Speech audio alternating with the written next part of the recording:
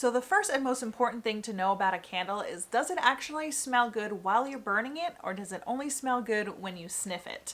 And I can confidently say that this candle actually will make your room smell good. I have it in the lavender and lemon scent and I love it. It has a very crisp, clean smell to it with that little bit of citrus. It comes in a really nice box, which would make a really lovely gift. And it is a 7-ounce soy candle, so it burns cleaner than most. And there are actually burning tips on the back of the box that help make sure that you get the best burn out of your candle. And the most important thing to do is to always burn all the way to the edges, especially for that first burn. I love that it comes in an amber jar, because then when you're done burning the candle, you can use that for something else. And it comes with this black screw top lid, which is also really nice because then you can just put that on the candle when you want to blow it out, so you don't get smoke in your room after extinguishing it. Always remember to trim the wick to 1/4 of an inch and try and maintain that every time you go to burn it. This candle is definitely well made and it smells great, so I can highly recommend it.